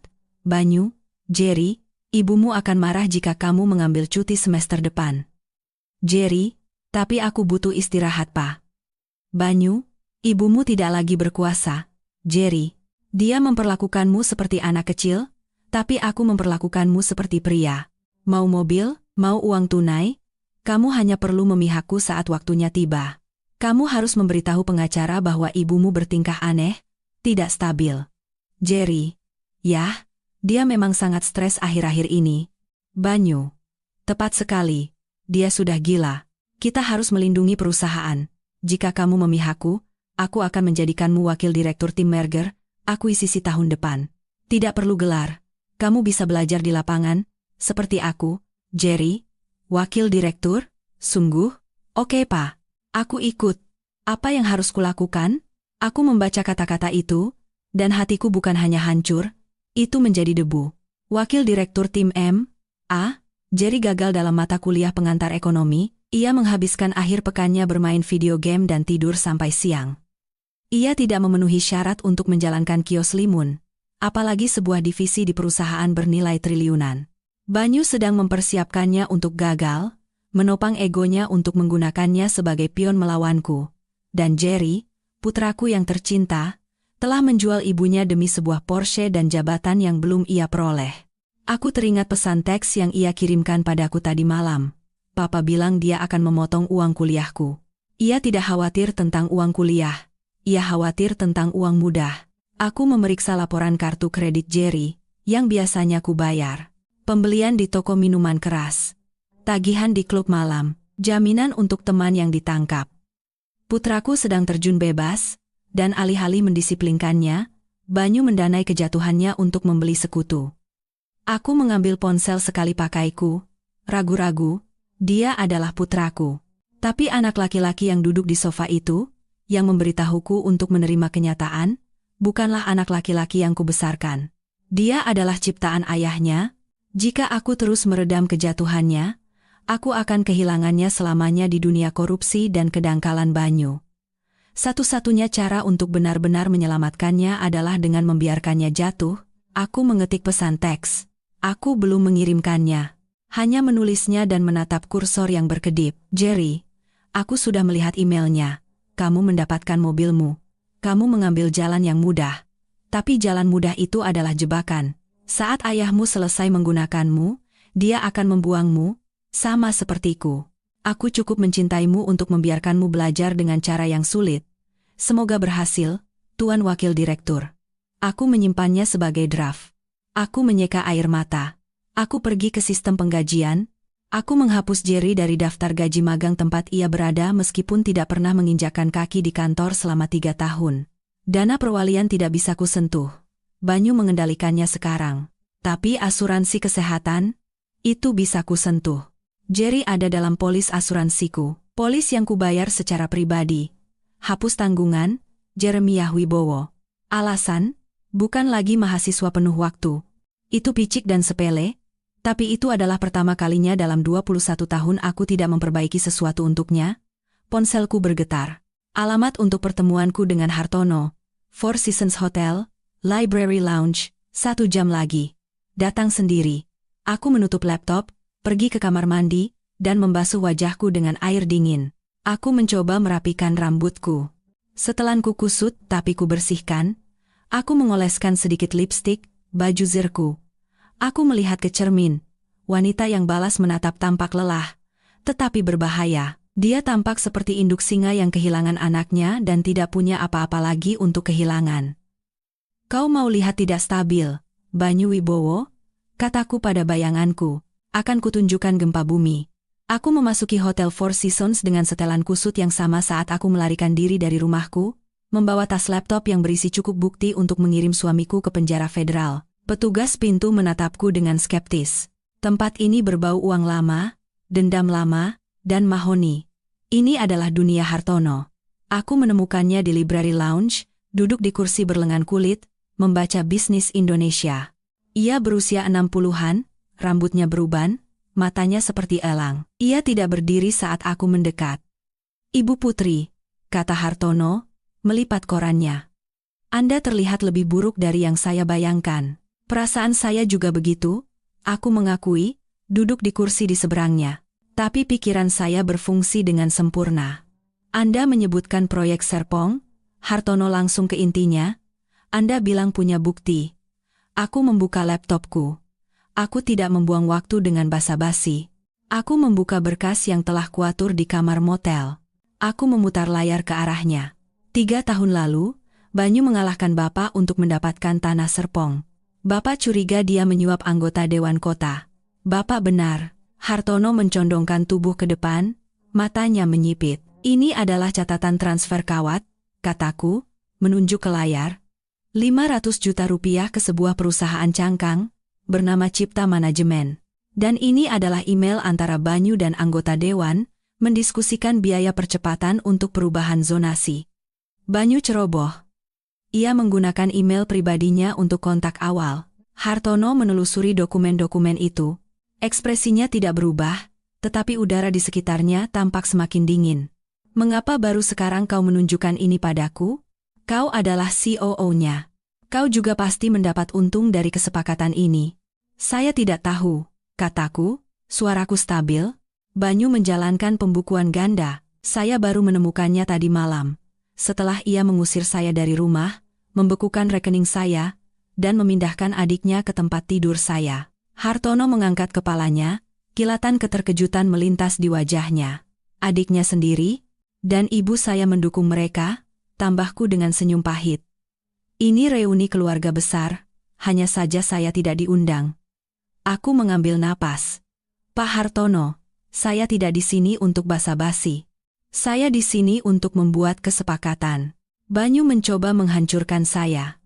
Ia memalsukan tanda tangan saya pada dokumen pinjaman. Ia menggelapkan dana perusahaan. Ia akan membuat Naga Biru Propertindo menjadi puing-puing yang terbakar. Saya ingin Bapak membantu saya menyelamatkannya. Hartono mengangkat alis. Saya ingin Bapak membantu saya menguburnya. Sebagai imbalannya, saya akan memberikan Bapak tanah Serpong. Lanjutkan. Banyu terlalu banyak berutang. Dia kekurangan uang tunai dan akan segera gagal bayar pinjaman konstruksinya. Jika Bapak masuk sekarang sebagai investor Ksatria Putih, menawarkan pinjaman jembatan untuk menyelamatkan proyek-proyeknya, ia akan menerimanya. Ia putus asa, dan Bapak memasukkan klausul jaminan dalam perjanjian pinjaman. Ketika ia gagal bayar dan ia akan gagal bayar, saya tahu angka sebenarnya Bapak mengambil asetnya, terutama akta tanah Serpong. Hartono menatapku lama. Keheningan itu panjang dan tegang. Kemudian, senyum perlahan merekah di wajahnya. Itu bukan senyum hangat. Itu adalah senyum predator yang mengenali predator lain. Anda wanita yang penuh dendam, bukan? Kata Hartono lembut. Saya efisien, koreksiku. Banyu berpikir saya adalah istri yang dicampakkan, menangis di sudut. Yang tidak ia ketahui adalah saya yang menulis rencana bisnisnya. Hartono menutup laptopku dan mendorongnya kembali ke arahku. Saya suka. Saraswati Putri, Anda punya nyali. Banyu selalu seperti burung merak. Banyak bulu, tidak bisa terbang. Tapi Anda adalah Elang. Ia mengeluarkan ponselnya. Saya akan menelepon kepala tim hukum saya. Pengacara litigasi terbaik di Jakarta, ia akan menangani perceraian Anda. Pro bono. Anggap saja sebagai investasi dalam kemitraan baru kita. Terima kasih, bisikku, gelombang kelegaan menyapuku. Dan Saraswati, tambah Hartono, matanya tajam. Jangan kecewakan saya. Jika kita memulai ini, kita akan menghancurkannya sepenuhnya. Tidak ada ampun. Jangan terima dia kembali saat dia merangkak. Dia tidak akan merangkak, kataku, memikirkan seringai banyu saat ia mengambil cincinku. Dia akan menjerit. Hartono mengangguk. Bagus. Sekarang, mari kita carikan Anda kamar hotel yang tidak mengenakan biaya per jam. Anda tidak bisa merencanakan perang tanpa tidur. Malam itu, aku tidur di suite hotel mulia, dibayar oleh Hartono Jaya Group. Aku mandi lama, membersihkan kotoran motel dari kulitku. Berbaring di antara spray yang bersih dan sejuk, aku merasakan pergeseran mendalam dalam diriku. Selama 20 tahun, aku adalah pemecah masalah. Aku membersihkan kesalahan banyu, membereskan kekacauannya, membuatnya terlihat baik. Aku adalah pereka tak terlihat yang menyatukan segalanya. Sekarang, aku akan menjadi pelarutnya. Aku akan melarutkan semua yang ia pikir ia miliki. Aku mengambil ponsel sekali pakaiku dan mengirim satu kata kepada Hartono. Siap. 3 hari kemudian, perangkap dipasang. Pengacara Hartono, seorang pria yang sangat tenang bernama Wira Santoso, telah menyusun perjanjian perceraian. Itu adalah mahakarya penipuan hukum. Di permukaan, itu tampak seperti penyerahan total. Ketentuannya, Banyu Wibowo mendapatkan rumah. Banyu Wibowo mempertahankan kepemilikan penuh atas Naga Biru Propertindo. Saraswati Putri menerima pembayaran tunai sebesar 7 miliar rupiah sebagian kecil dari apa yang seharusnya menjadi hakku. Saraswati Putri melepaskan semua hak atas tunjangan di masa depan. Itu membuatku terlihat seolah-olah aku menyerah. Seolah-olah aku hancur, putus asa akan uang tunai, dan hanya ingin pergi. Banyu akan menyukainya. Itu akan memuaskan egonya dengan sempurna. Tapi tersembunyi jauh di dalam dokumen 60 halaman itu, di pasal 14, ayat C, sub-ayat 4, ada pil racunnya. Jika terungkap bahwa salah satu pihak dalam perjanjian ini telah terlibat dalam tindakan kriminal, penipuan, atau penggelapan yang tidak diungkapkan selama masa perkawinan, atau dihukum karena kejahatan berat dalam waktu 24 bulan setelah penandatanganan, seluruh perjanjian ini menjadi batal demi hukum. Dalam hal demikian, semua aset, termasuk 100% saham perusahaan dan properti real estate, akan menjadi milik pihak yang tidak bersalah sebagai ganti rugi. Banyu tidak pernah membaca detail. Ia membayar pengacaranya untuk melakukan itu, tetapi pengacaranya, Pak Tirtayasa, malas. Aku tahu karena akulah yang biasa membayar tagihannya. Tirtayasa akan membaca sekilas kontrak, hanya memeriksa angka-angka besar, pesangon, tunjangan. Ia tidak akan mencari klausul atribusi spesifik yang tersembunyi di dalam bahasa hukum standar. Aku bertemu Banyu dan pengacaranya di kantor Tirtayasa. Aku tidak memakai riasan. Aku mengenakan sweater tua. Aku menundukkan kepalaku dan menatap lantai. Aku harus menjual citra wanita yang kalah. Banyu masuk dengan angkuh, seolah-olah dunia miliknya. Ia mengenakan setelan Italia baru, berbau parfum mahal hadiah dari Bening, mungkin. Akhirnya keluar dari lubangmu, ya, ejek Banyu saat ia duduk. Kuharap kau siap menandatangani, Saras. Bening dan aku harus memesan undangan pernikahan, beri saja saya ceknya, kataku, suaraku dibuat bergetar. Saya hanya ingin pergi, Mas Banyu. Saya tidak punya kekuatan lagi untuk melawanmu. Banyu tersenyum pada Tirtayasa. Lihat, sudah kubilang dia akan menyerah. Dia tidak punya nyali untuk hal semacam ini. Tirtayasa mendorong dokumen melintasi meja, perjanjian standar, Bu Putri. Anda pergi dengan 7 miliar rupiah dan awal yang baru. Tanda tangan di sini, dan di sini. Aku mengambil pena, tanganku gemetar sebagian akting, sebagian adrenalin murni. Bagaimana dengan Jerry? Tanyaku lembut. Jerry akan tinggal bersamaku, kata Banyu, bersandar di kursinya. Dia wakil direkturku sekarang. Kita akan membangun kerajaan bersama, tanpa omelanmu. Rasa sakit yang tajam menusuk dadaku, tapi aku menelannya. Baiklah. Tolong jaga dia baik-baik. Tanda tangani saja dokumen sialan itu, Saras. Aku menandatangani namaku di baris yang sepertinya menyerahkan hasil kerja kerasku selama 20 tahun, lalu Banyu menandatangani. Ia melakukannya dengan megah, goresan besar dan arogan. Selesai, kata Tirtayasa, menutup folder. Cek akan ditransfer ke rekening Anda besok. Banyu berdiri, mengancingkan jasnya. Seringai yang ia berikan padaku membuatku merinding. Kau seharusnya berterima kasih padaku, Saras. Kau selalu terlalu kaku untuk kehidupan seperti ini. Pergilah, kelola peternakan atau cari pustakawan yang baik. Selamat tinggal, Mas Banyu, bisikku. Saat ia berjalan ke lift, aku mendengar Banyu tertawa bersama Tirtayasa. Lebih mudah dari yang kukira. Dia bahkan tidak meminta rumah pantai. Pintu lift tertutup, memotong tawanya. Aku bersandar di dinding logam, menghela napas panjang dan pelan. Aku sudah menandatanganinya. Pil racunnya aktif, sekarang yang harus kulakukan hanyalah membuktikan penipuan itu, dan aku sudah punya buktinya. Aku hanya butuh panggung yang tepat untuk menyajikannya. Dan panggung apa yang lebih baik dari sebuah pernikahan? Banyu dan Bening mengumumkan tanggalnya, 3 minggu lagi. Pernikahan yang terburu-buru, katanya, mereka ingin menjadi pasangan yang sah sebelum musim gala musim semi. 3 minggu, itulah jadwalku. Aku melangkah keluar dari gedung dan masuk ke mobil yang dikemudikan oleh sopir Hartono. Sudah ditandatangani? Tanya Hartono dari kursi belakang. Sudah, kataku, akhirnya tersenyum sungguhan. Dia pikir dia membeli keheninganku seharga 7 miliar rupiah. Padahal dia baru saja menyerahkan seluruh hidupnya. Hartono menuangkan segelas air soda untukku. Untuk sang arsitek. Untuk penghancuran, jawabku. 3 minggu berikutnya adalah latihan pengendalian diri. Aku harus tetap tidak terlihat sementara Banyu dan Bening memamerkan kemenangan mereka di seluruh Jakarta. Aku menggunakan sebagian uang muka yang diberikan Hartono untuk menyewa apartemen kecil dan tidak mencolok di Jakarta Utara. Aku menghabiskan hari-hariku dengan tim audit Hartono, membangun kasus kami mengubah data mentah yang kuambil menjadi palu godam hukum.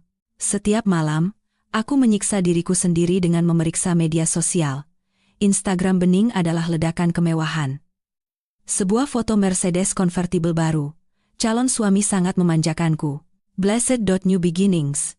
Sebuah foto ruang makanku, yang didekorasi ulang dengan wallpaper emas norak, yang lama keluar, yang baru masuk.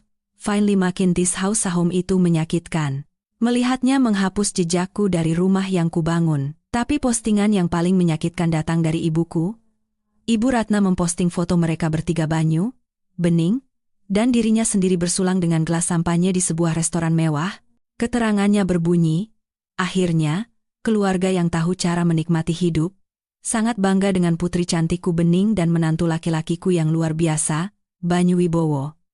Cinta sejati selalu menang, cinta sejati. Dia menjual putri sulungnya demi kursi di meja mewah. Dan Jerry diam di media sosial, tetapi aku melihat notifikasi kartu kredit dari rekening sekunder yang belum ditemukan Banyu, 4.000 di Premium Liquors, 15.000 rupiah di Capital Nightclub, 5.000 rupiah untuk jaminan teman, putraku sedang terjun bebas. Banyu tidak membesarkannya, ia membiarkannya liar. Aku ingin berlari dan menyelamatkannya, tetapi Hartono menahanku. Anda tidak bisa menyelamatkan seseorang yang tidak meminta untuk diselamatkan? Saraswati, kata Hartono lembut. Dia telah memilih pihaknya. Biarkan dia melihat seperti apa pihak itu sebenarnya saat lampu padam. Aku tahu dia benar, tapi rasanya seperti memotong anggota tubuh. Sementara itu, perusahaan membusuk dari dalam. Mata-mataku Sarah dari tim akuntansi dan Jason dari manajemen proyek memberiku pembaruan harian. Pak Banyu belum pernah berada di kantor lewat jam 2 siang selama berminggu-minggu, tulis Sarah. Dia menugaskan Nona Bening untuk rebranding perusahaan. Dia ingin mengubah logo menjadi pink dan emas. Pink dan emas, Bu. Untuk perusahaan real estate komersial, kontraktor di lokasi Highland mengancam akan keluar, lapor Jason. Pak Banyu bilang dia sudah mengirim cek, tapi dia bohong. Dia menggunakan dana konstruksi untuk membayar biaya pernikahan. Biarkan terbakar, kataku pada mereka, dokumentasikan semuanya, Simpan email-email di mana dia menginstruksikan kalian untuk menunda pembayaran. Pernikahan akan diadakan di Grand Ballroom Hotel Mulia. Tempat paling mahal di Jakarta. Bening mengundang 300 orang. Investor, politisi, selebriti lokal. Mereka ingin mengukuhkan status mereka sebagai pasangan kuat baru Jakarta. Mereka menginginkan penonton. Baik, pikirku, melihat undangan yang didapatkan Sarah untukku. Kalian mau pertunjukan? Akan kuberikan pertunjukan. 2 hari sebelum pernikahan, aku mendapatkan kartu as terakhirku dari sumber yang tidak terduga. Ponselku berdering, nomor tak dikenal.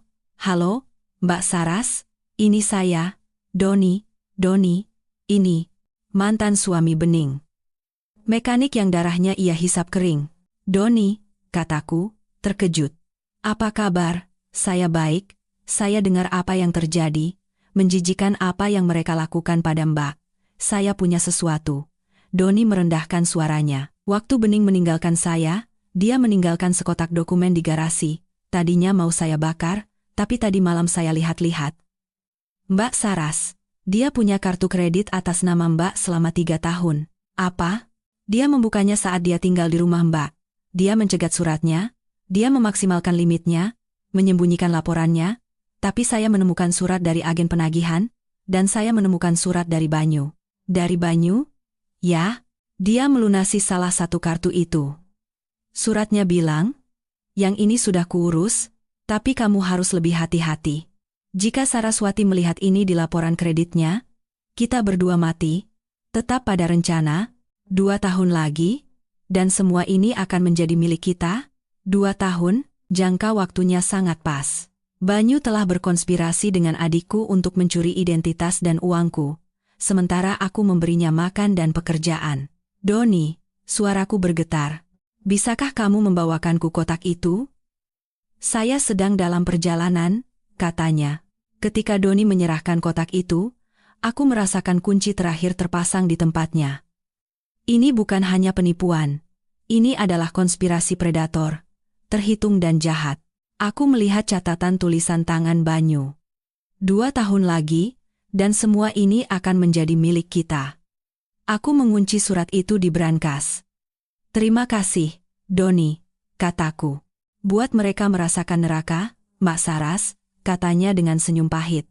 Oh, aku berencana melakukannya, jawabku. Aku berencana memberi mereka seluruh neraka. Sehari sebelum pernikahan, aku melakukan sesuatu yang berisiko. Aku pergi menemui Jerry. Aku tahu seharusnya tidak. Hartono menentangnya, tetapi aku adalah seorang ibu sebelum aku menjadi mantan istri yang pendendam.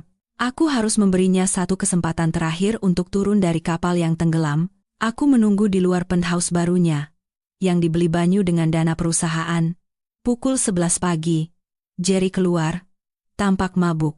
Ia mengenakan kacamata hitam desainer dan kaos yang harganya lebih mahal dari mobil pertamaku.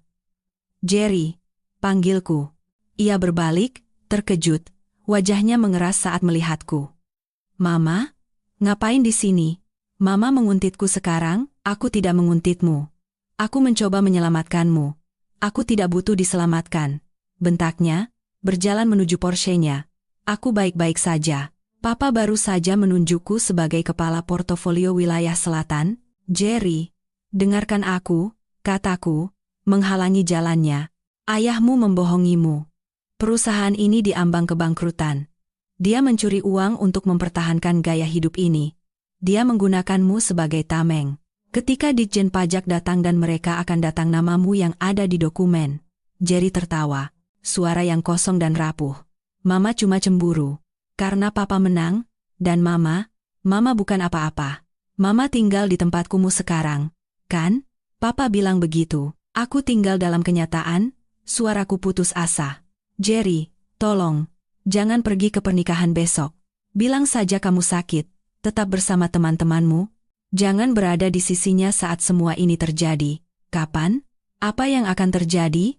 Tanyanya menantang. Mama akan merusak pernikahan? Mama akan membuat keributan? Ya ampun, menyedihkan sekali. Ma, Papa bilang Mama akan mencoba merusaknya. Ia menyebutku menyedihkan. Amarah memuncak dalam diriku, tapi aku menekannya. Jerry, lihat aku. Aku membesarkanmu. Aku mengenalmu. Kamu bukan seperti ini. Kamu baik dan cerdas. Kamu bukan pencuri. Aku bukan pencuri, teriaknya, wajahnya memerah. Aku pengusaha, seperti papa. Ayahmu itu penipu, teriakku, dan bening itu parasit. Dan jika kamu berdiri bersama mereka, kamu akan tenggelam bersama mereka. Jerry memelototiku. Lalu ia mengeluarkan ponselnya. Aku akan panggil satpam. Pergi. Ia masuk ke mobilnya, menyalakan mesin dengan agresif. Saat ia melaju keluar dari tempat parkir, ia menurunkan jendela dan berteriak, "Jangan datang besok, Ma. Tidak ada yang menginginkanmu di sana. Mama adalah masa lalu." Aku memperhatikannya pergi, hatiku hancur lagi, tapi kali ini, hancur dengan bersih. Aku telah mencoba. Aku telah mengulurkan tangan. Ia menepisnya. Ia sendirian sekarang. Aku kembali ke apartemenku. Hartono sedang menunggu, membuat persiapan terakhir. "Bagaimana?" tanyanya, seolah sudah tahu jawabannya dari wajahku. "Sudah selesai," kataku datar. "Dia sudah dicuci otak sepenuhnya. Maka ia akan belajar dengan cara yang sulit," kata Hartono. "Siap untuk besok? Kita sudah punya kode akses proyektor. Polisi sudah diberi pengarahan. Inspektur Haryo akan siaga di lobi pada jam 8 malam. Ya." Hartono memberiku sebuah tas pakaian. "Kalau begitu, kau akan butuh ini." Aku membuka resleting tas itu. Di dalamnya ada setelan, bukan gaun mantan istri yang gila dan putus asa. Setelan tuxedo hitam yang ramping dan dibuat khusus. Yves Saint Laurent. Kuat, elegan, tegas. "Pakai baju zirahmu, Saraswati," kata Hartono. "Besok, kau bukan korban. Kau adalah algojo." Aku menyentuh kain itu. Dingin dan halus. "Terima kasih, Pak Hartono. Istirahatlah," katanya. "Malam ini akan panjang." Aku tidak istirahat. Aku duduk di dekat jendela, memperhatikan lampu-lampu kota. Aku membayangkan Banyu dan Bening, mungkin sedang berlatih sumpah mereka sekarang. Tertawa tentang bagaimana mereka berhasil lolos. 2 tahun lagi, dan semua ini akan menjadi milik kita. Mereka tidak akan mendapatkan 2 tahun. Mereka bahkan tidak akan mendapatkan 2 hari. Besok, Tuan dan Nyonya Banyu Wibowo yang baru akan mengadakan resepsi yang sangat berbeda. Pagi hari pernikahan datang dengan mendung kelabu. Hari yang sempurna untuk pemakaman di Jakarta. Aku menghabiskan pagi itu meninjau presentasiku. Kami telah mengatur waktunya dengan sempurna. Itu akan dimulai tepat setelah montase video kisah cinta mereka, yang Bening bayar 200 juta rupiah untuk membuatnya. Pukul 6 sore, para tamu mulai berdatangan di Hotel Mulia.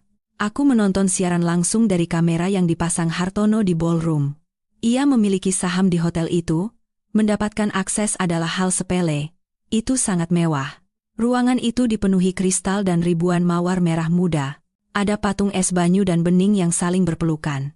Aku melihat ibuku, Ibu Ratna, menyapa para tamu. Ia mengenakan gaun berwarna sampanye yang terlalu muda untuknya, tersenyum cerah seolah baru saja memenangkan lotre. "Ya, bukankah mereka luar biasa?" Kudengar ia berkata kepada seorang sepupu yang bingung. "Mereka belahan jiwa." Saraswati, kasihan Saraswati, ia tidak bisa menangani kesuksesan Banyu. Ia sedang beristirahat sekarang. Aku melihat Banyu. Ia tampak gugup, tetapi penuh kemenangan. Ia berjabat tangan, menepuk punggung, memainkan peran sebagai raja yang murah hati, dan Bening. Ia masuk dengan gaun Vera Wang custom yang dihiasi berlian. Berlian yang dibayar oleh perusahaanku. Ia cantik, harus kuakui. Cantik dan busuk. Upacara dimulai. Aku mendengarkan mereka bertukar sumpah. "Aku berjanji akan menjadi partnermu dalam segala hal," kata Banyu, menatap dalam-dalam ke mata Bening. "Aku berjanji akan mendukung mimpimu dan menghabiskan sisa hidupku untuk membuatmu bahagia," bisik Bening. Aku duduk di suite hotelku di lantai atas. Minum kopi hitam. "Bohong," bisikku. "Setiap katanya bohong." "Siap?" tanya Hartono, memeriksa jamnya. "Sinyal sudah aktif. Kami akan mengambil alih siaran begitu Anda memberi perintah." "Konfirmasi teknisi kami." "Belum," kataku. "Tunggu pidato. Tunggu sampai semua orang duduk dan menatap layar, Resepsi dimulai. Sampahnya mengalir. Banyu berdiri untuk memberikan pidato. "Terima kasih kepada semua orang yang telah datang hari ini," katanya dengan lantang, memegang tangan Bening. "Ini adalah perjalanan yang panjang. Perjalanan untuk menemukan kebahagiaan sejati. Terkadang, Anda harus membuat keputusan sulit untuk menemukan takdir sejati Anda." Kerumunan bertepuk tangan dengan sopan, tetapi aku melihat beberapa tatapan tidak nyaman. Semua orang tahu skandal itu. Mereka hanya tidak peduli selama bar gratisnya berkualitas. "Dan untuk istri baruku, Bening," lanjut Banyu, "kau adalah inspirasiku, batu karangku, segalanya bagiku." Ponselku bergetar. Sinyalnya. "Sekarang," kataku. Di ballroom di bawah, lampu diredupkan untuk montase video. Musik sentimental mulai diputar. Foto-foto Banyu dan Bening di kapal pesiar, di Paris, di pantai, melintas di layar raksasa di belakang meja utama. Kerumunan menghela napas. Aku berdiri, merapikan jaket tuksedoku. Aku keluar dari suite dan menuju lift. "Waktunya pertunjukan," kata Hartono, berjalan di sampingku. Di dalam lift, aku memperhatikan angka-angka turun. 19, 18, jantungku tidak lagi berdebar-debar. Itu berdetak, lambat dan berat, seperti genderang perang. Pintu lift terbuka di lantai lobi. Inspektur Haryo dan 2 petugas berseragam sedang menunggu. "Ibu Saraswati Putri?" tanya inspektur. "Ya, kami sudah punya surat perintahnya. Kami siap jika Anda siap." "Beri saya 5 menit," kataku. "Saya ingin mereka melihat ini sebelum borgol dipasang." "Baik." Aku berjalan ke pintu ballroom. Penjaga keamanan yang disewa Banyu melangkah maju untuk menghentikanku. "Maaf, Bu, ini acara pribadi." Hartono muncul di belakangku. "Dan saya pemilik gedung ini. Minggir. Atau cari pekerjaan baru besok." Para penjaga ragu-ragu, mengenali Hartono, dan segera mundur. Aku mendorong pintu ganda hingga terbuka. Di dalam, musik baru saja mencapai puncaknya. Di layar, video menunjukkan Banyu dan Bening berciuman di depan Menara Eiffel. Lalu layar berkedip. Musik terputus dengan suara decitan, ruangan menjadi sunyi. Di layar raksasa, gambar romantis itu hilang. Di tempatnya, sebuah spreadsheet yang tajam, angka-angka merah, dan sebuah dokumen, laporan kartu kredit, nama, Bening Lestari. Alamat, JL, Pondok Indah Boulevard No. 124, Jakarta Selatan, rumahku. Pembelian, cincin berlian, Tiffany, CO, Rp 250, ribu. Dibayar oleh rekening perusahaan Naga Biru Propertindo. Bisikan menyebar di antara kerumunan. "Apa itu?" Bening berdiri. "Mas Banyu, lakukan sesuatu, matikan itu." Banyu berteriak ke arah stan audiovisual. "Hei!" Tapi teknisi di stan itu adalah orang kami. Ia tidak mematikannya. Ia menaikkan volumenya. Dan suaraku yang sudah direkam sebelumnya menggelegar melalui speaker. "Halo, Banyu. Halo, Bening. Kalian ingin reuni keluarga, kan? Kalian ingin semua orang menyaksikan persatuan kalian? Nah, mari kita tunjukkan pada mereka terbuat dari apa sebenarnya persatuan ini." Semua kepala berbalik. Bukan ke layar, tapi ke belakang ruangan. Keheningan di ballroom yang megah itu mutlak. 300 pasang mata berpaling dari kursi mereka untuk menatapku. Aku berjalan menyusuri lorong tengah. Tumit sepatuku berketuk teratur di lantai marmer. Tuksedo hitamku membuatku tampak seperti bayangan di tengah lautan bunga merah muda. Banyu membeku di meja utama, wajahnya pucat pasi. Bening mencengkeram serbet di dadanya, mulutnya ternganga. "Ibuku, Ibu Ratna, tampak seperti akan terserang stroke." "Saras," bisik Banyu, dan mikrofon menangkap suaranya yang bergetar. "Apa yang kau lakukan?" Aku tidak berhenti sampai aku mencapai tengah lantai dansa. Tepat di depan meja utama, aku menatap mereka. Orang-orang yang pernah menjadi duniaku, sekarang hanya boneka yang tersusun rapi di atas panggung. Aku datang untuk memberikan pidato. Suaraku terdengar jelas bahkan tanpa mikrofon. Aku memegang sebuah remote. Aku menekannya. Layar di belakang mereka berubah lagi. Kali ini, itu adalah rangkaian email antara Banyu dan detektif swasta. Banyu, cari lebih keras, atau buat sesuatu. Aku tidak mampu memberinya separuh. Kerumunan terkesiap. Aku melihat para investor, orang-orang yang Banyu hormati dan butuhkan, mencondongkan tubuh, berbisik dengan sengit. Matikan, teriak Banyu, berlari ke arah stand DJ. Keamanan, keluarkan wanita itu dari sini. Duduk, Banyu Wibowo. Suara Hartono menggelegar dari pintu masuk. Kecuali kau ingin menambahkan penyerangan ke dalam daftar kejahatanmu. Banyu membeku. Ia melihat Hartono. Ia melihat polisi yang menunggu di bayang-bayang pintu keluar. Ini palsu, jerit Bening. Air mata mengalir di wajahnya yang dirias sempurna.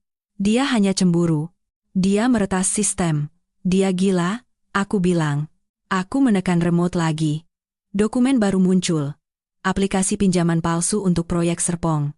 Dokumen dengan tanda tanganku yang ditempel dengan kikuk. Apakah pemalsuan dokumen itu gila, Bening? Tanyaku dengan tenang. Apakah penipuan bank itu gila? Itu bisa membuatmu dipenjara beberapa tahun. Dan coba tebak siapa nama yang ada di perusahaan cangkang yang menerima dana curian itu? Aku menekan lagi. Orion Holdings Group. Pemilik, Bening Lestari. Aku menunjuknya. Kau bukan hanya gundik. Kau adalah kurirnya. Banyu menggunakanmu untuk mencuci uang lebih dari 30 miliar rupiah. Apa dia memberitahumu itu? Apa dia memberitahumu bahwa ketika Ditjen Pajak datang, tanda tanganmu lah yang akan mereka cari? Bening menatap Banyu, matanya penuh kengerian. Mas Banyu, kau bilang itu optimalisasi pajak. Kau bilang itu legal? Diam, Bening. Bentak Banyu. Oh, jangan suruh dia diam, kataku dengan senyum dingin. Biarkan dia menjelaskan. Biarkan dia menjelaskan apa yang sebenarnya dia sebut ibu kita. Klik. Sebuah email muncul. Subjek, si nenek tua, Banyu, beri saja Ibu Ratna satu cek lagi dari dana itu. Si nenek tua itu serakah. Selama kita membayar apartemennya, dia akan terus membuat Saraswati tidak tahu apa-apa. Dia akan menjual putrinya sendiri demi anggaran renovasi. Ibu Ratna mengeluarkan suara setengah isak, setengah tersedak. Ia berdiri, tangannya gemetar begitu hebat hingga ia menjatuhkan gelas sampanyenya. Mas Banyu, kau memanggilku seperti itu? Setelah semua yang kulakukan untukmu, aku memihakmu. Mengkhianati putriku sendiri? Dan apa yang ibu dapatkan? Kataku, menatapnya dengan kasihan. Sebuah kursi di pernikahan yang sebentar lagi akan menjadi TKP. Banyu memandang sekeliling ruangan, matanya bergerak liar. Ia melihat kerajaannya runtuh secara real time. Ia melihat investor berjalan keluar. Ia melihat para pelayan berhenti dan menatap. Ia melihat akhir. Kau menandatangani perjanjian? Teriaknya putus asa. Kau menandatanganinya. Kau menyerahkan segalanya. Kau tidak bisa menyentuh perusahaan. Pasal 14, kataku singkat, pil racun. Jika kau melakukan kejahatan, perjanjian itu batal, dan semuanya rumah, perusahaan, aset menjadi milikku. Lutut Banyu lemas. Ia jatuh kembali ke kursinya, dan Jerry, aku mengalihkan pandanganku ke putraku, yang duduk pucat seperti hantu di ujung meja. Jerry menatapku dengan ngeri. Ia sekarang melihat pesan teksnya sendiri di layar. Wakil Direktur, sungguh? Oke Pa, aku ikut. Kau ingin menjadi pengusaha? Jerry, kataku lembut. Nah, ini pelajaran pertamamu. Periksa partnermu dengan cermat. Aku menekan remote untuk terakhir kalinya. Sebuah video diputar. Rekaman kamera keamanan dari tempat parkir perusahaan. Itu adalah Banyu, 2 hari yang lalu, berdebat dengan Bening. Banyu di video. Begitu kita mendapatkan uang Hartono, kita akan menyingkirkannya. Jeri itu beban. Kita akan pergi ke Monaco dan meninggalkannya dengan utang pajak. Dia terlalu bodoh untuk tahu dia sedang dimanfaatkan. Ruangan menjadi sunyi. Jerry berdiri perlahan. Ia menatap ayahnya. Pemujaan pahlawan di matanya telah hilang, digantikan oleh pemahaman yang menghancurkan. Pa, bisik Jerry. Papa mau meninggalkanku.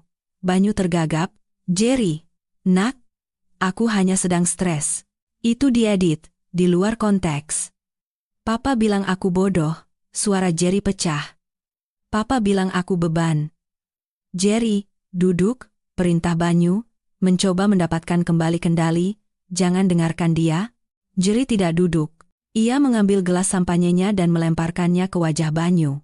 Aku benci papa, teriak Jerry. Aku benci papa. Kekacauan meletus. Ibu Ratna terisak-isak. Bening mengalami hiperventilasi. Banyu menyeka sampahnya dari wajahnya, tampak seperti tikus basah. Aku menurunkan remote. Presentasi selesai. Aku mengangguk pada Inspektur Haryo. Polisi masuk ke ruangan. Para tamu terbelah seperti laut merah. Banyu Wibowo, inspektur mengumumkan, Anda ditangkap atas tuduhan penipuan bank, penggelapan, dan pemalsuan dokumen. Bening Lestari, Anda ditangkap atas tuduhan konspirasi dan pencucian uang. Tidak, jerit Bening saat seorang petugas memegang pergelangan tangannya. Aku tidak tahu, aku hanya tunangannya, dia yang menyuruhku. Katakan itu pada hakim, kata petugas itu, memborgolnya. Banyu tidak berteriak. Ia hanya menatapku. Saat diborgol, ia menatap mataku. Kau menghancurkan segalanya, desisnya. Kau wanita jahat, pendendam. Aku melangkah lebih dekat padanya. Aku berdiri cukup dekat untuk mencium bau ketakutannya. Aku tidak menghancurkan apapun. Banyu, kataku, suaraku setenang danau beku. Aku hanya menyalakan lampu. Dan kau hanyalah kecoak yang tertangkap di ruangan yang terang. Mereka membawanya pergi. Para tamu pernikahan berdiri dalam keheningan yang terkejut. Satu-satunya suara adalah isakan Ibu Ratna. Aku melihat meja utama untuk terakhir kalinya. Kue yang belum tersentuh, bunga-bunga yang sempurna. Ilusi itu telah hancur. Aku berbalik ke Hartono. Kurasa pekerjaanku di sini sudah selesai. Luar biasa, kata Hartono, menawarkan lengannya. Benar-benar luar biasa. Saat kami berjalan keluar, aku tidak menoleh ke belakang pada ibuku yang menangis atau putraku yang terkejut. Belum. Mereka mendapatkan apa yang pantas mereka terima. Malam ini, mereka harus tidur di tempat tidur yang telah mereka buat. Hari-hari setelah pernikahan adalah sirkus media. Borgol bukan sumpah. Taipan Real Estate ditangkap di altar. Bunyi judul berita di Jakarta Post. Aku tidak memberikan wawancara. Aku membiarkan bukti berbicara sendiri. 3 hari kemudian, aku kembali ke rumahku. Polisi telah selesai memprosesnya sebagai TKP. Rasanya aneh berjalan kembali ke kamar yang telah kudesain. Barang-barang Bening berserakan, pakaian norak, majalah murah, botol anggur setengah kosong. Aku memanggil perusahaan pembersih. Buang semuanya, kataku pada mereka. Semua yang bukan milikku. Bakar spraynya, ganti kasurnya. Aku ingin membersihkan DNA-nya dari hidupku. Jaminan Banyu ditolak. Hakim menganggapnya berisiko melarikan diri, karena rencana Monaco yang terekam. Ia berada di rutan Cipinang, mengenakan seragam oranye, bukan setelan Italia. Bening dibebaskan dengan jaminan. Ibuku mencairkan dana pensiunnya dan menggadaikan apartemennya untuk mengeluarkan bayinya. Tapi Bening tidak bebas. Ia menghadapi hukuman 5-10 tahun penjara. Wajahnya terpampang di seluruh internet sebagai calon pengantin penipu. Seminggu kemudian, ibuku datang menemuiku. Ia tampak 10 tahun lebih tua. Rambutnya acak-acakan, matanya merah. Ia berdiri gemetar di depan pintuku. Saras, suaranya bergetar. Ibu Ratna, kataku, menghalangi pintu. Jangan panggil saya ibu. Bolehkah aku masuk? Dingin sekali. Katakan apa yang ingin ibu katakan dari sana. Ia menggigil. Saras, kumohon, jadilah yang masuk akal. Bening sangat ketakutan. Dia masih anak-anak. Dia tidak tahu apa yang dia lakukan. Banyu memanipulasinya. Bening berusia 38 tahun, kataku dingin. Dia tahu dia tidur dengan suamiku. Dia tahu dia menghabiskan uangku, dan dia menandatangani dokumennya. Dia adikmu. Raung Ibu Ratna, kesedihannya berubah menjadi racun keluarga yang akrab. Kau tidak bisa membiarkannya masuk penjara. Kau harus mencabut tuntutan. Beritahu jaksa itu adalah kesalahpahaman. Itu bukan kesalahpahaman. Itu kejahatan. Jika kau melakukan ini, bentak Ibu Ratna, kau bukan putriku lagi. Kau menghancurkan keluarga ini. Aku tertawa. Suara yang ringan dan bebas. Ibu Ratna, ibu menghancurkan keluarga ini 20 tahun yang lalu ketika ibu memutuskan Bening adalah sang putri dan aku adalah pelayannya. Ibu tidak di sini untuk meminta maaf. Ibu di sini untuk meminta bantuan lagi. Ibu ingin aku menjadi kambing hitam terakhir, agar Bening bisa bebas. Dia rapuh. Dia penjahat. Dan ibu adalah kaki tangannya. Aku sudah melihat cek-cek yang Banyu tulis untuk ibu, biaya konsultasi ibu dibayar untuk membantunya memanipulasiku. Ibu Ratna menjadi pucat. Aku tidak akan menuntut ibu, Ibu Ratna, kataku. Bukan karena aku mencintaimu, tapi karena aku tidak mau menanggung malu melihat foto mugshot ibuku sendiri. Tapi bagi saya, ibu sudah mati. Jangan menelepon.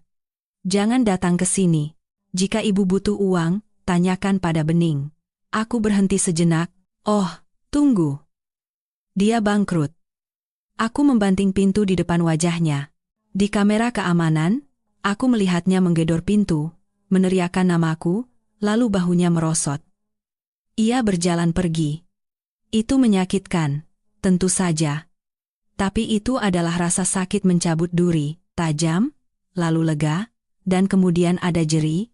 Ia tidak menelepon, ia tidak datang.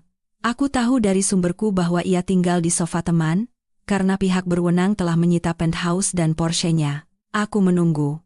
Aku tahu ia harus datang kepadaku dengan caranya sendiri. 2 minggu kemudian, ia muncul di kantorku. Ia tampak mengerikan. Kurus, mengenakan jeans dan kaos usang. Tidak ada kacamata hitam, tidak ada kesombongan. "Ma?" tanyanya dari ambang pintu.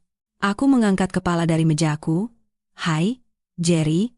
Ia masuk dan duduk di kursi di seberangku. Ia menatap tangannya. "Maaf," bisiknya.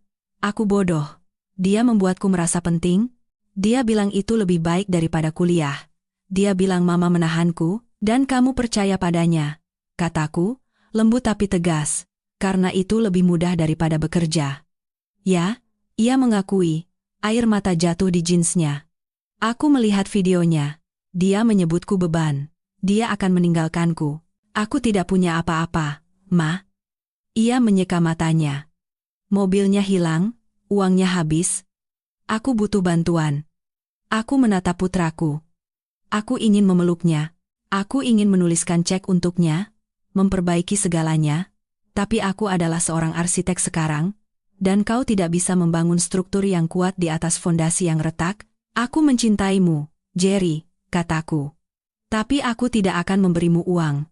Ia menatapku dengan ngeri. "Lalu di mana aku akan tinggal?" "Aku tidak tahu. Itu urusanmu." "Ma, tolong, ini tawarannya." Aku mendorong 2 lembar kertas melintasi meja. "Ini formulir pinjaman mahasiswa, dan ini aplikasi untuk bekerja di ruang surat Phoenix Property, gaji minimum.